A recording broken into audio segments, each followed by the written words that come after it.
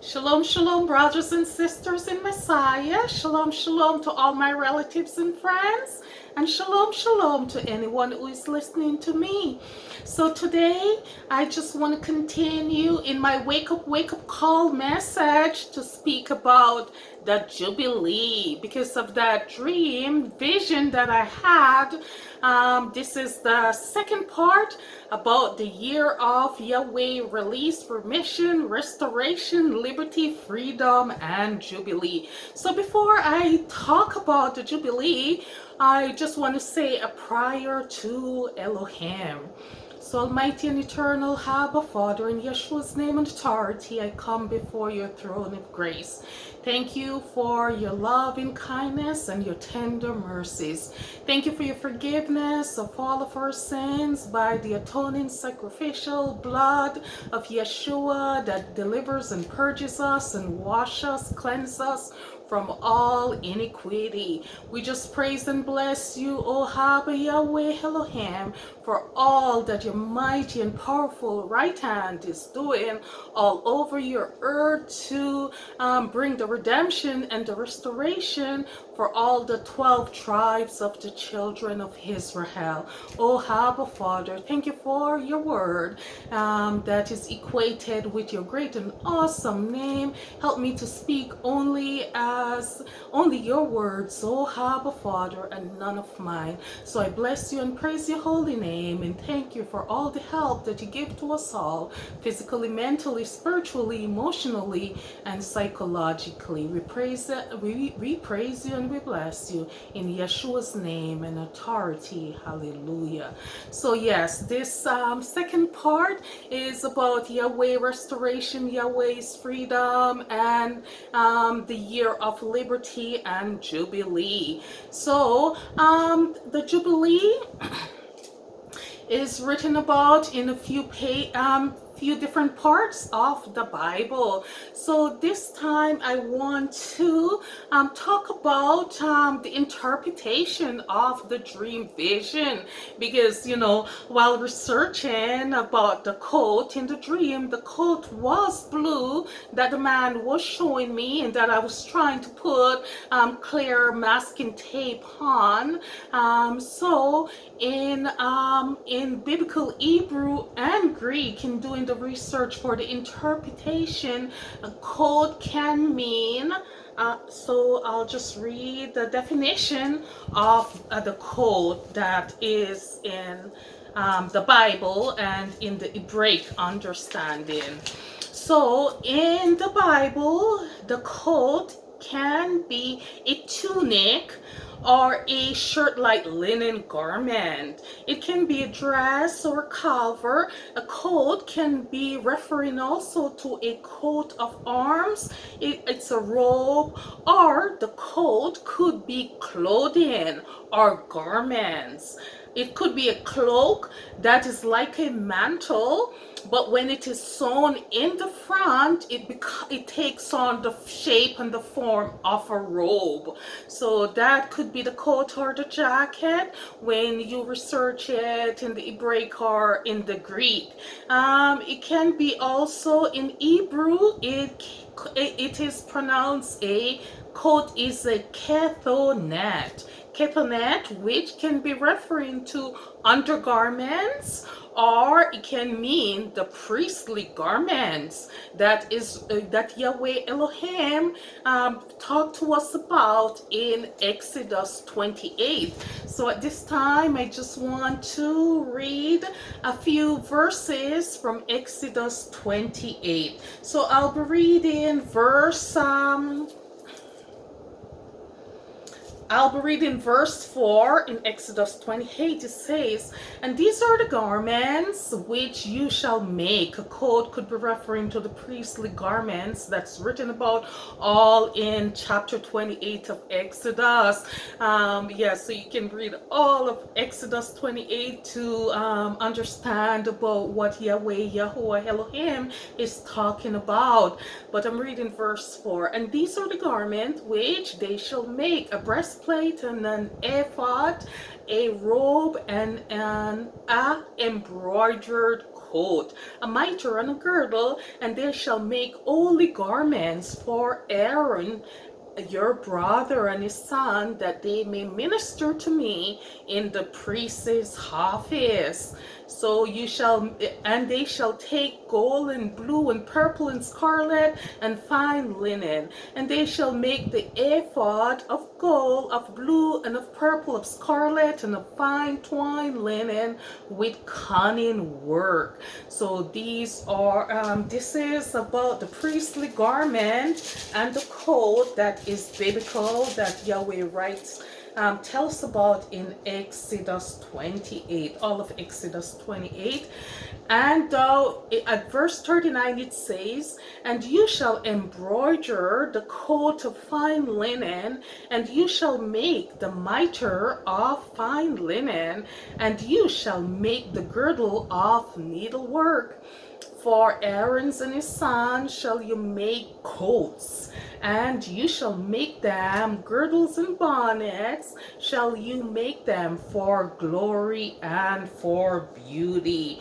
So, and you shall put them on Aaron, your brother, and his sons with him, and anoint them, and consecrate them, and sanctify them, that they may minister unto me in the priest's office. So the coat in that dream vision could definitely be referring to the coat, the priestly garment that is written about in this scripture. Also, in praying about and seeking and thinking about the interpretation of the dream, seeking Abba Father, I've gotten Leviticus, also Leviticus 25. So I'll just read some of Leviticus 25 for a full understanding of what this dream vision is referring to.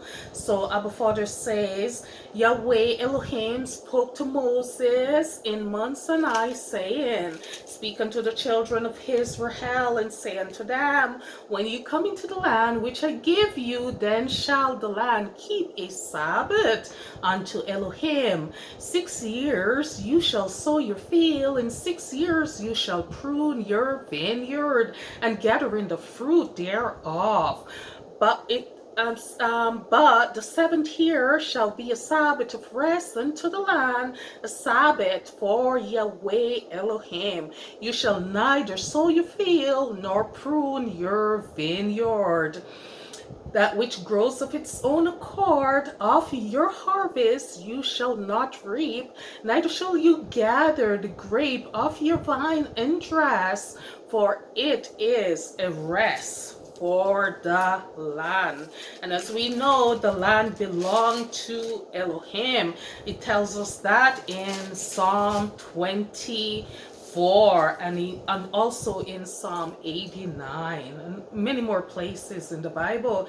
And the Sabbath of the land shall be meat or food for you and your servant, your maid, and for your hired servant, and the stranger that is among you, and for your cattle, and for the beast that is in your land, shall the increase of it be meat or food for you, and for the cattle, and for the beasts, yes. And you shall number 7 Sabbaths of years unto yourself, 7 times 7 years, and the space of 7 Sabbath of years shall be unto you 49 years.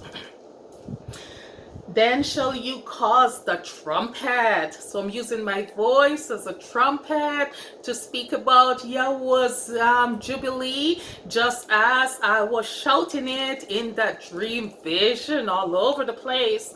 So cause the trumpet of the Jubilee to be sound on the 10th day of the 7th month, in the day of atonement. Shall you make the trumpet sound throughout all the land, and you shall hallow the 50th year, and proclaim liberty throughout all the land unto the inhabitant thereof. It shall be a jubilee unto you, and you shall return every person unto his possession, and you shall return every person unto his family. A jubilee shall be the 50th year unto you. Unto you, you shall not sow, neither reap that which grows of itself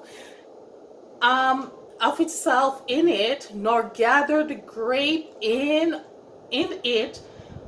Don't gather your grape of the vine undressed. For it is the Jubilee, it shall be Kodesh unto you. You shall eat the increase thereof out of the field. In the year of this Jubilee, you shall return every person unto his possession.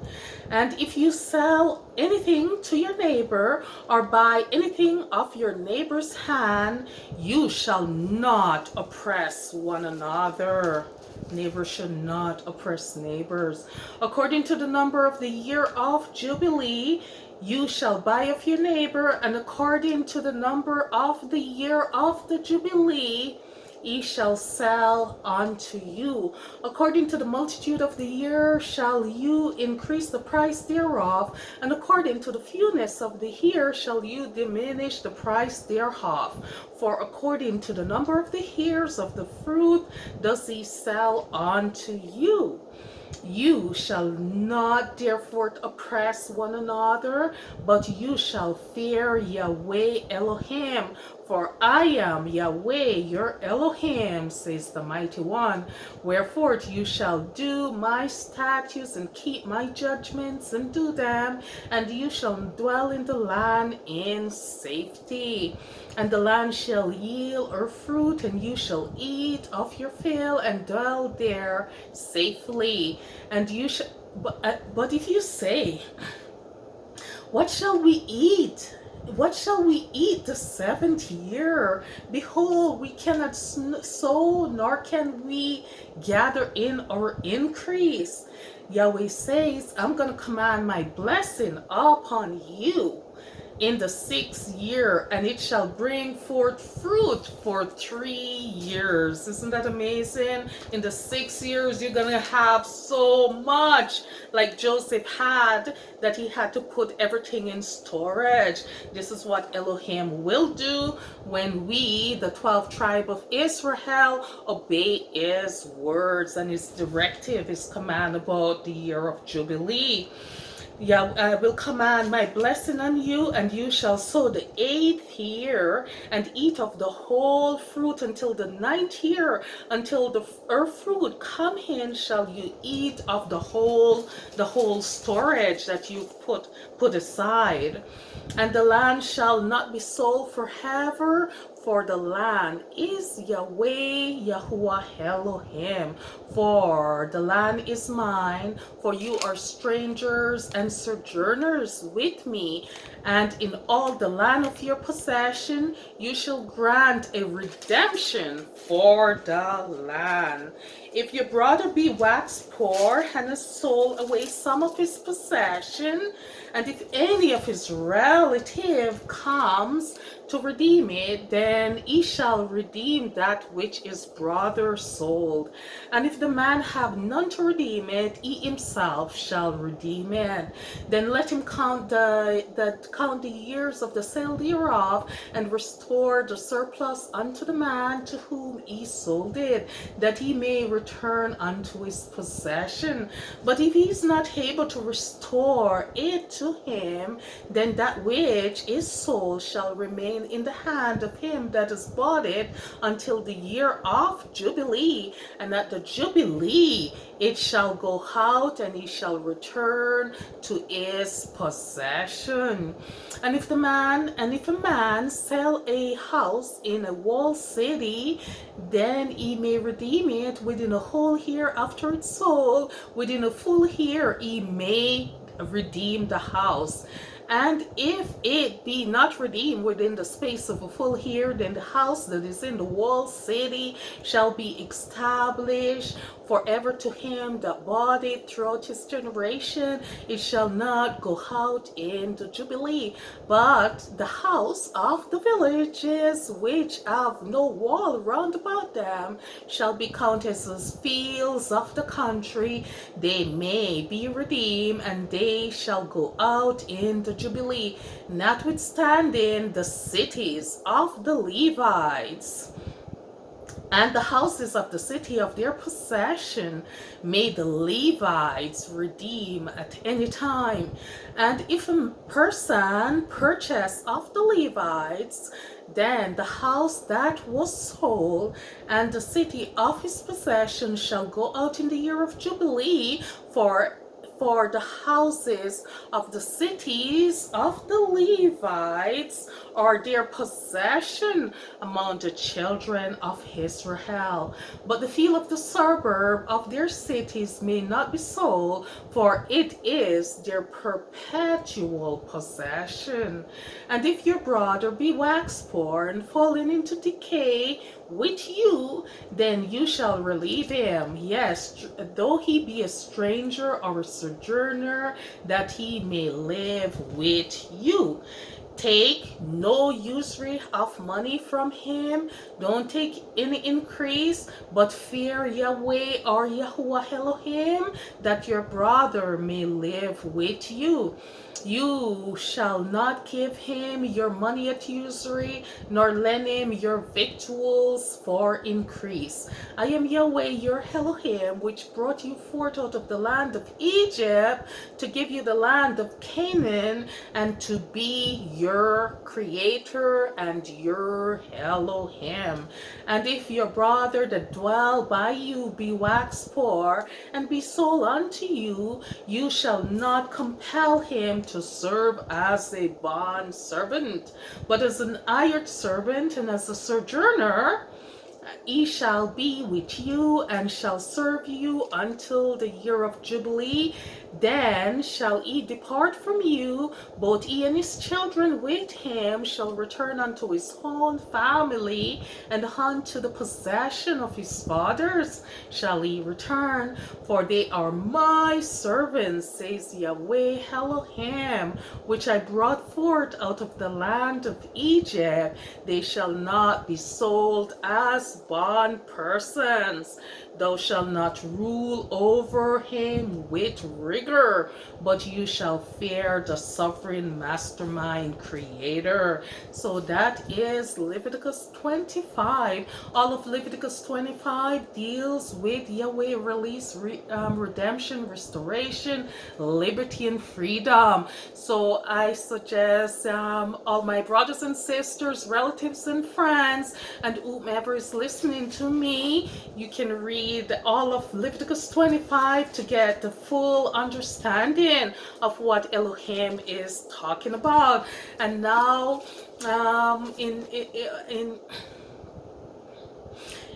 talking about that dream, I just want to, there is another portion to the dream also, because in the final part of the dream, as I was talking to the ladies that were sitting on the bench on the upper part of the stadium-like building,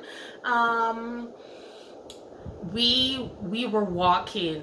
Me and the three ladies were walking, and it seems like we were still climbing stairs on that upper portion.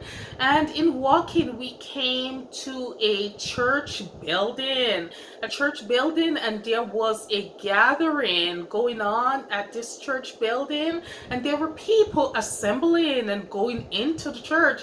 And while I am looking, they're looking, and the ladies are saying, and I see some people that I know going into the church building, this gathering, and the ladies that are with me are saying, wow, we didn't think this person would be here, we didn't think that person would be going into the church. So that was the fullness, the completeness of that dream. Yes, we continue walking, and we saw the gathering of an assembly, a church building, and there were people going in, and me and the ladies already were kind of surprised to see some people that were going into the church. So now I want to read Numbers 36. Numbers 36 is about the inheritance that women and girls and ladies get. So it's all about ladies and women. So I'm happy to read this Numbers 36. And to get full understanding of Numbers 36, you can also read Numbers 27, because that's where it started. It's all about, Numbers 27 is where it starts. It's all about Zelophehad daughters and their inheritance. So Numbers 36. And it says, and the chief of the fathers of the family of the children of Gilead, the son of Machir, the son of Manasseh, of the family of the son of Joseph, came near and spake unto Moses. And before the princes and the chief of the fathers of the children of Israel, and they said, Yahweh command our father to give land for inheritance by lot to the children of Israel. And my father was commanded by Yahweh to give the inheritance of Zelophehad our brother, give his inheritance unto his daughters. And if they be married to any of the son of the other tribe of the children of Israel, then shall their inheritance be taken from the inheritance of our fathers, and shall be put to the inheritance of the tribe whereby they are married. So it shall be taken from the lot of our inheritance. And when the Jubilee of the children of Israel shall be, then shall their inheritance be put into the inheritance of the tribe wherefore they are received or married. So their inheritance be taken away from the inheritance of the tribe of our fathers. And Moses commanded the children of Israel according to the word of Yahweh, saying, the tribes of the son of Joseph as spoken well. This is the thing which Yahweh or Yahuwah commands concerning the daughters, the women, the daughters of Zelophehad, saying, let the daughters marry whom they think best, only to the family of the tribe of their fathers shall they marry. So shall not the inheritance of the children of Israel remove from tribe to tribe. For every one of the children of Israel shall keep himself to his inheritance of the tribe of his fathers. And every daughter that possesses an inheritance in any of the tribe of the children of Israel shall be wife unto one of the family of the tribe of her father, that the children of Israel enjoy every person the inheritance of his fathers. Neither shall the inheritance be removed from one tribe to the other, but every one of the tribe of the children of Israel shall keep himself to his own inheritance. Even as Yahuwah commanded Moses, so did the daughters of Zelophehad, for Malchah and Tirzah, the daughters, and Agla and Milcah and Noah, these are the daughters of Zelophehad, were married unto their father's brother's son. And they were married into the family of the son of Manasseh, son of Joseph, and their inheritance remained in the tribe of the family of their father. These are the commandments and the judgments which Yahweh Yahuwah commanded by the hand of Moses unto the children of Israel in the plain of Moab, by the Jordan near Jericho. So this is all about Yahuwah's year 2019, the year of release, year of remission, year of restoration, about Yahuwah Elohim and Yahushua's freedom and liberty. And these are some of the scriptures that I've got in Seeking Abba Father and Ruach HaKodesh about the year of Jubilee. So I thank you for listening to me, and shalom, shalom to you.